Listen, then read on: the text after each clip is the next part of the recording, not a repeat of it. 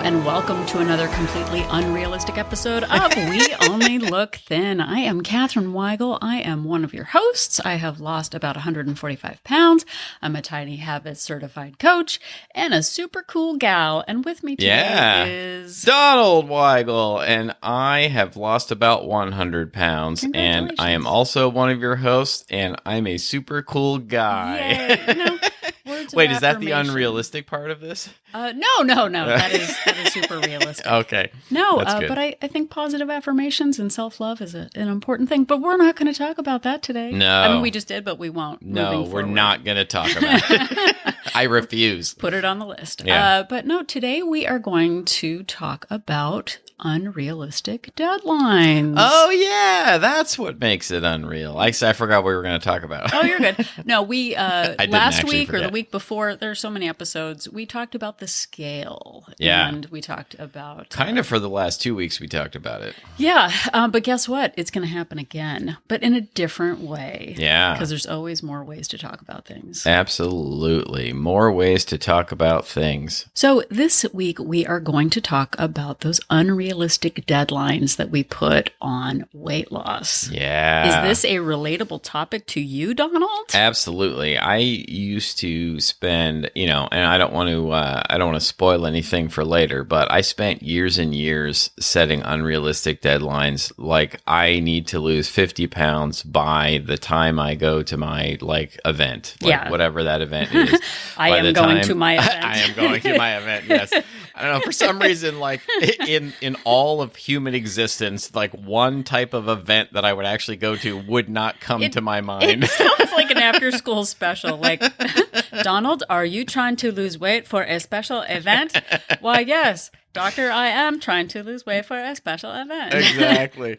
And then I would go through all of these things that we're about to talk about and just end up not hitting the deadline, or I'd fall behind and give up and get frustrated and then go right back to doing what I was doing before. And, it never seemed to really work out. Yeah, we're gonna tell you about that. But I think that, in the last episode and the episode before that, as Donald mentioned, we talked about expectations of okay, I'm going to lose 5 pounds a week and then I'll hit my goal by whatever date.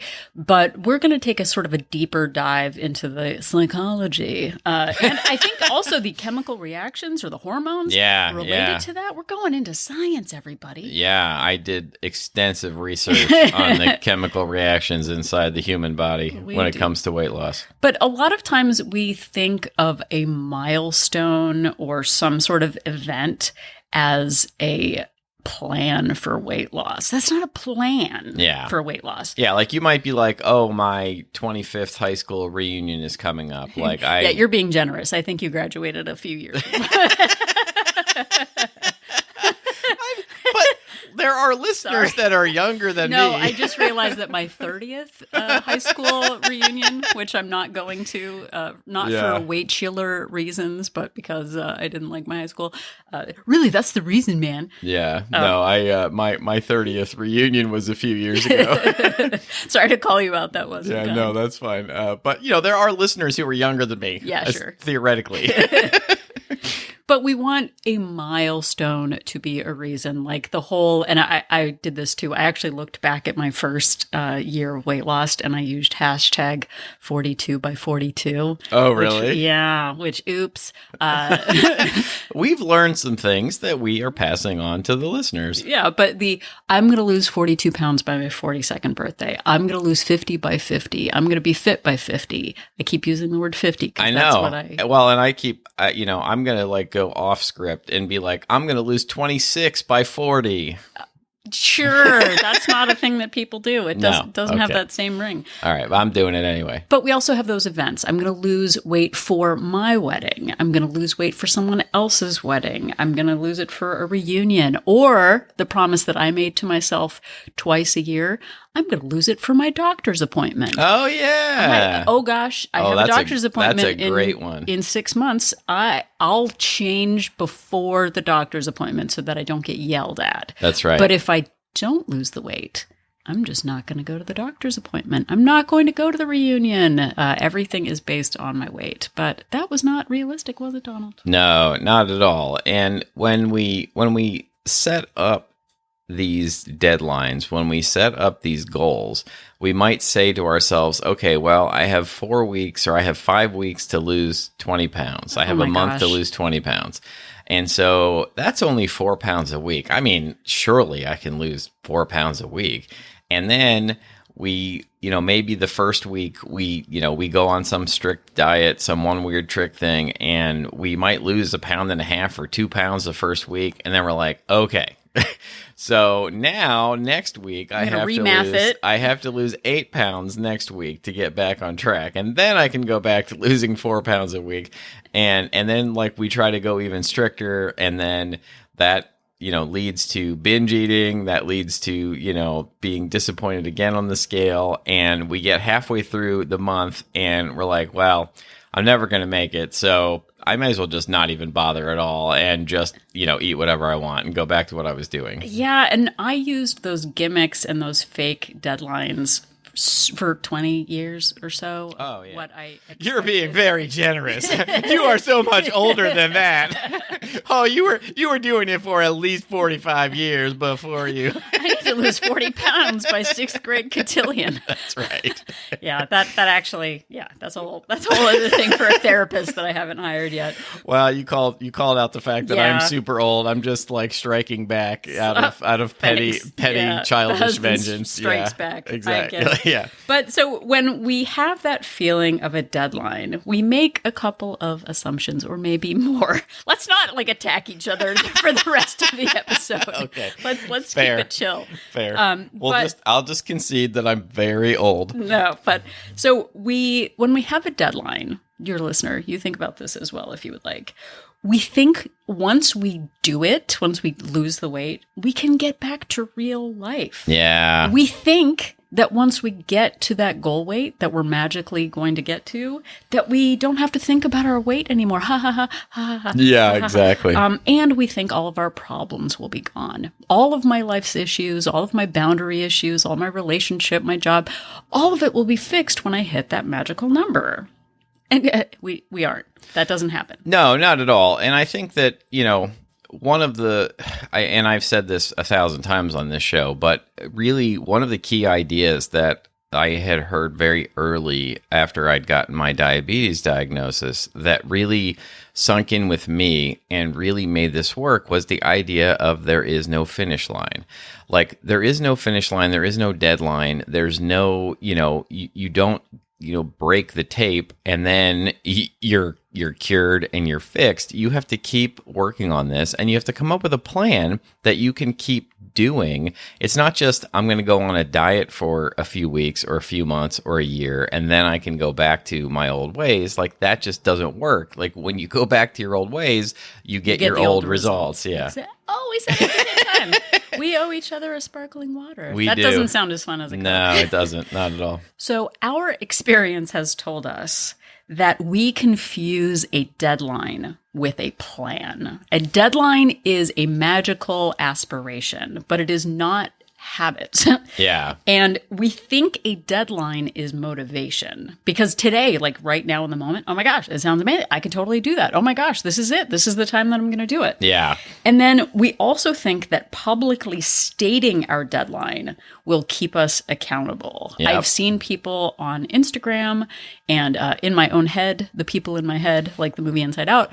And also Facebook. And also the Facebooks that I go, okay, you know what? I'm going to lose 100 pounds. I'm going to do it 100 by my 100th birthday. That's amazing. Yeah, I want you all to call me on it if you see me doing anything. Yeah. But that is not a plan. But we think I think the reason that we do that and when we do make this big proclamation, right, is that we think that shame avoidance is a plan. Yeah. If I don't do this, I will be so, guilty and feel so much shame that I can't help but do it. Right. As though that is magically going to knock, a bag of Doritos out of your hand. Yeah. And I think that, it drives you to do the opposite and to hide your behaviors and leads to more secret eating and, which is, as I know from experience, extremely unhealthy to continue to like try and, to eat a big salad in public and then, sneak a bunch of, candy bars and Doritos and things behind the scenes. Exactly. So here's sort of my logic chain, which I didn't realize when it was happening. Yeah. But I'll be embarrassed if I fail. And I want to avoid embarrassment because then I'll feel shame. Like, why did you lose the weight? Like, what's your why? Well, I don't want to feel shame. I don't want to be ashamed of myself, so I did it. But again, that shame leads to secrecy. And that is a Brene Brown thing that she talks about, how shame lives in silence and avoidance. So it's not actually a plan. And again, the spoiler alert there. But when we assume that a deadline is a plan, we think that we can grit our teeth and be extreme for a short period of time. Yeah. Like, okay, you know what? I can do this. Like, I can do the whole whatever for how many days or whatever. Well, and again, with that deadline, we'll be so motivated that we can't fail. We're too big to fail. That didn't work for a lot of companies. And we're in the business of weight loss. Yeah, too big to fail does not work so well. We think we can do anything for a short time, and if we just grit our teeth, we can do it quickly. But Donald has some science around. Well, there's two things. One, I like to use the example of if you were told that you didn't have to change anything else except tie one hand behind your back, and you can choose which hand, and you could lose 20 pounds in a month. You could eat whatever you wanted, but all you had to do was keep one hand tied behind your back, so you were only doing everything one-handed. You might be able to do that for a month. But then what happens when you untie that hand? You do things exactly the same way that you did them before. And so the weight is going to come back on. You're not teaching yourself to live like a person who maintains a healthy weight. You're just doing something really hard for a short period of time that you know you're not going to be able to do for the rest of your life. And the other thing, which Catherine was starting to allude to, was there is some science behind losing weight too quickly. When you lose weight quickly, there is a hormone called leptin that also drops quickly as well. And it is believed that this hormone triggers your brain's starvation response, which increases your desire to seek food and decrease activity. So your own body starts to sabotage you when you lose weight really quickly because it thinks that you're having trouble getting food and that you need to store energy. So it is telling you, your body starts telling itself that it needs to then, hold on to every calorie, basically. When does our brain factor into weight loss? I don't know. Exactly. Is there any way I can stop it? But it turns out when we use our brains, things get better. So we're gonna talk about that in a minute. But aside from the leptin in our brain, that's not where leptin lives. When we're using our brains to do that extreme measure, we tend to forget potential setbacks in actual real life, which is what happened to me. So we forget that illness comes up. We get a cold. We twist our ankle. There are social events and work and family obligations and changes in our own energy levels. The promises that we make today, again, of your ideal self. Okay, ideally, nothing is going to get in my way. There's never going to be a global pandemic. I'm never going to get sick. Nothing dramatic is going to happen at work or at home. And I'm just going to get through it and it'll be perfect. I'm never going to go see other people. Other people are never going to come see me. Well, I said this back in the day. I was doing the cabbage soup diet at one point, and it was like, you can have 3 cherry tomatoes today and 1 nut every hour for 5 hours. Right. I would stop going to go see friends for weekends because I said I had to focus on my plan. That was not a healthy situation. Yeah, and you really have to figure out how to live your life in a way that allows you to do a plan, but also continue to actually have a life. Yeah. Well, and I mean, and part of that, like I said, was that we think of our ideal selves, and we just, and I used to do this. I would start Weight Watchers, say in, February, March, something like that. And the first week I would lose 5 pounds. And then I would put on the calendar, as though writing every Friday on a calendar a 5-pound increment down the scale. Right. That was a plan. Like, okay, well, like you said, like I'm just going to lose 5 pounds a week, and then by December I'm going to lose all the weight, and it'll be perfect. But that's based on some ideal, perfect measurement. And guess what? As we talked about in the previous weeks, weight loss isn't linear. And that 5-pound whoosh that we get at the first week isn't a consistent measurement of our weight loss. And I always saw it as a deadline. I saw it as a finish line. And as we've said before, that's just not the case. And then, dear listener, and Donald, I see Donald going, then what? So it leads us to this all or nothing viewpoint of nothing is going to get in our way. And if it does, it's proof that we just can't do it. So when we've done all the right moves and we don't lose weight, we get angry. So we go more extreme. Like, oh, but no, I'm obviously, 1,100 calories is too much. I need to cut, like, for whatever. Right, exactly. And then when it's clear that we haven't made our anticipated goals, we do one of two things. Like I said, we get more extreme, or it's evil cousin. Actually, they're both evil cousins. Why bother? This obviously isn't going to work for me. Why bother? This is just, I was born this way. It's never going to work. And those are the extremes that we see. It's black or white. It's not, what am I doing wrong for, you said 20 years was too few, so I'll go 40 years. What was I doing wrong for 40 years? And then it hit me at age 41 that I needed to do something different if I wanted to lose weight. Yeah. And I just had this attitude of like, I need to lose the weight quickly. I need to lose it quickly. And I spent, the first 45 years of my life trying to lose weight quickly, and then just, being disappointed that it wasn't coming off quickly enough, and then gaining more weight instead. Like that was the option. And, I ended up losing 100 pounds over the course of 2 years. Like I averaged about 1 pound a week, which to some people seems extremely slow. But, what was the alternative? Like if it had been half a pound a week for 4 years, I eventually still would have lost 100 pounds. Wow. You know what I was just thinking? We've been doing the podcast for 4 years. Yeah. If you'd lost half a pound in the 4 years you've been listening to this podcast, if you're from the very beginning. Yeah. I know. That's a lot of weight. That is 100 pounds. And, we have this idea that, well, a half a pound a week, what's that going to do? 25 pounds a year. What would you rather do? Would you rather, 5 years from now, would you rather be down, your 125 pounds, or would you rather have gained weight or remained where you were? And I feel like I had to get past that mindset of, oh, I need to lose weight in a hurry. I need to lose weight in a hurry before this really stuck.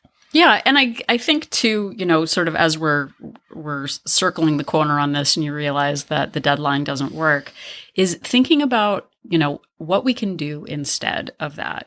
And I know I've had people say, oh, I want to look good for my event of undetermined nature. Right. I want to look great for the reunion, and that's in 4 months. I've got to look good in the pictures. That's a lot of what people say. They just want to look good in the pictures. But the real question is, what would you do in 4 months to yield results? And that's putting small habits in place. So a lot of times people want to look good in pictures for certain events, and I totally understand that. But really, how you look in a picture depends on the habits that you have in place. Right. It's not the actual number that matters. It's the confidence of the habits. There was a photo that I took of myself when I was about 50 pounds heavier than I am right now, but I had been consistently walking and consistently losing and working out a little bit. And the picture of myself, I still absolutely love it because my posture is great. I feel really confident in the picture because of all the habits that I have. And I wasn't at my goal weight, but I did feel good about my habits. And that shines through in the photo. It's not about the actual weight. It's the confidence that I had in it. And I still look back at that. And I love the picture, even though I'm heavier than I am now, because of what I felt inside. And that came from walking our daughter to school every day, starting to do a little Couch to 5K program, eating at a consistent deficit, setting my boundaries in place. That's what comes through in the picture, not my actual weight. Yeah, and I think that we get so obsessed with the weight loss being in a straight line. You know, I had just talked about, you know, averaging a pound a week, but I didn't lose a pound every week. Right. Some weeks I gained a little bit of weight. Some weeks it was, you know, less than a pound. And then some weeks it would magically, you know, in air quotes, be 3 pounds. And I would have to make adjustments along the way. There were times, you know, my rule was that I had a calorie goal, I had a step goal, and if I went 3 straight weeks without any weight loss, I would drop my calories a little bit and then see what would happen. And you know, there were plenty of chunks in there where nothing happened for 2 weeks, 3 weeks, and I had to make adjustments. And it was really my consistency over time for those 2 years. And now for 6 years, you know, I've maintained the weight loss for 4 years. That has led to my success. It wasn't just going on some restrictive, like one weird trick diet at that time. Yeah. So I think our suggestion to you is to really consider adapting your habits to your actual lifestyle and the season of your life. I used to think that it would just be a straight shot. I would have 10 months of uninterrupted weight loss without sickness or without twisting my ankle or without family drama or whatever.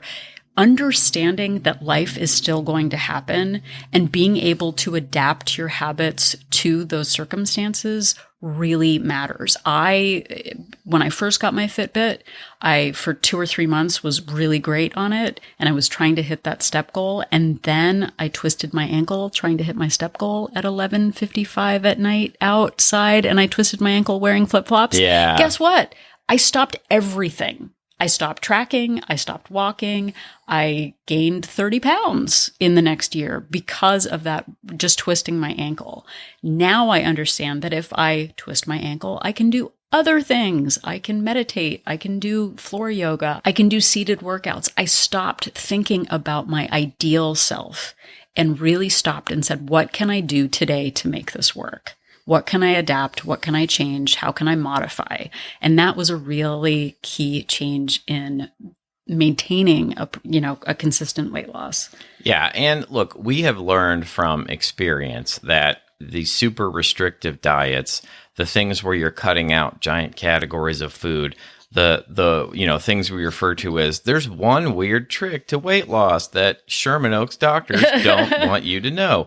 Like all of those things rely on willpower, and eventually willpower fails, and it leads to binge eating, then guilt, then more emotionally driven guilt-driven binge eating. And it's just this vicious cycle. And what actually works in the long run is focusing on habits, putting yourself on autopilot, so to speak, to where you're just starting with one small habit, a habit that you can get yourself to do, and then you're building upon that, and then you're adding another one and another one and another one, and it eventually becomes, I wouldn't say effortless, but it eventually just becomes like who you are and part of what you do. And, when I started, just getting 5,000 steps in a day was a miracle. Like it felt like, I had run a marathon, and now my daily goal is 20,000 a day. And I hit it most days, and it's not really that hard at this point. But I had to do that, literally one step at a time. I had to build up to that, to where it became just a habit. It's just something that I do. And now sitting is painful to me a lot of the time. It is. Oh my gosh. But the idea of focusing on your identity, I identify as the kind of person who gets in daily activity. I identify as the kind of person who moderates the treats that I have. I recognize that I used to live in a 365 surprise food opportunities. Right. We did an episode called 365 Surprises. We sure did. Where we just think that every day is, oh my gosh, it's the weekend. What do I do? I don't know. So we are now. Sorry, that's what I sound Wait, like. I have to eat food today? No one told me this. What am I going to do? I have no options now. So realizing that we can take agency in our lives, we can make purposeful choices. We don't have to live that ideal, perfect food lifestyle, that we have the opportunity to make small, sustainable changes, that it all matters and it all adds up. And sure, we still think like, oh gosh, I'd really like to lose, and we still have weight loss goals in place. It's not that we're fixed. We have talked about that, but we understand that like, oh yeah, at the holidays, it's probably unlikely that I'm going to lose 20 pounds. Right. Hey, we've got people coming in from out of town. This isn't the right time. So understanding that life is still going to happen and adapting to that and seeing again that there's no finish line really does matter in all of this. I feel worse about the events that I skipped because of my weight. The time, early in weight loss, we had friends visiting from England, and I made up some excuse not to hang out with them because I didn't want them to see what I weighed. Yeah. And I just missed out on friendship instead of embracing the friendship, which I'm just going to keep saying. And look, and this isn't the topic of this episode, but as we discussed last episode, those friends don't value your company based on what you weigh either. Yeah. So you're avoiding them is not even, they're not going to see you and suddenly be like, oh, I don't want to be friends with her now at this weight. Yeah. So if you'd like more information on ways, like I said, we've got 200 and whatever episodes now. I don't even remember. Yeah. This is 228. Donald will put in the show notes some episodes that might be a benefit to you to listen to. We have a Getting Started series that he will link to. We also have the Motivation Bus episode where we talk about motivation not actually being the key to weight loss. So he will link to those. We've done episodes about there being no finish line and about, doing your tiny habits and your atomic habits. And so we'll just talk about it. The show notes might be a mile long, but no, I'll put some key episodes in there that you can check out to get you started. Yeah. So we believe in you. We believe in your ability to adapt and to change your identity into someone who is looking at the long term and not those short term goals. How you feel in a photo matters more than the number on the scale. And the more we focus on the habits, the more power we actually have. And it shows in what you do. So we believe in you. Donald, I believe in you. And I believe in you. And Thanks. I also believe in you, the listener. Thank you so much for listening to this episode. We are truly grateful. I know I say it at the end of each episode, but we really, truly are grateful that you listen. And we are so thankful for the feedback we get. Anytime that somebody tells us that we've made any sort of difference to them, that something that we said has led them to make a change, it is so gratifying and really is why we do this. We really enjoy helping others to not make the mistakes we made for 40 some years, in my case 70 some years, before we finally managed to hit our goal weights. Thank you so much. All of our episodes are still available wherever you found this one, and also anytime on our website at weonlylookthin.com. Yep, and if you are at weonlylookthin.com, you can click on the link for Join Our Support Group. Oh yeah, do that. And find out more about Wolt Place, We Only Look Thin Place, our accountability group on Facebook. It is for the ladies. Ladies. But it is a support group. It is not a weight loss plan, but it is a place for accountability, fellowship, and just being in a community of women that understand what you are going through. We have people maintaining. We have people on various weight loss programs. So it's not, it's plan agnostic, but I'm super proud of it. We have 2 subscription options, a monthly option with a 3-day complimentary trial and a 3-month subscription with a 7-day complimentary trial to see if Wolt Place is right for you. Yes, indeed. And if you would like to interact with us in other ways, we are available on the social medias, on Facebook, Instagram, and Twitter at We Only Look Thin. And we even have an old rickety Victrola email address, weonlylookthin@gmail.com, where you can reach out to us. We love hearing from you. We like listener questions. I enjoy, I don't know what Catherine enjoys. We enjoy suggestions for new episodes. We've turned many listener emails into episodes, and we like hearing from you. Yep, and speaking of hearing from you, if you have an extra moment and would like to give us a little love, you can head over to Apple Podcast and leave us a rating and a review. Not only does it make us feel great, but it also boosts our the algorithms for the apples and helps other people. The algorithms for the apples. That's how we say it. And helps other people find inspirational podcasts like ours. And hopefully specifically ours. So. Yeah, specifically ours. And if you specifically enjoy our show, please tell someone about it. Word of mouth is one of the best ways that the show grows. So if you know somebody who you might like the show, or if it comes up in conversation, somebody's saying, boy, I wish I knew something about how to get started with the right weight loss and fitness plan, send them our way. We would be grateful. So if you're still trying to come to terms with not having hit your goal weight by the end of this episode, just remember that Donald and I are an inspiration.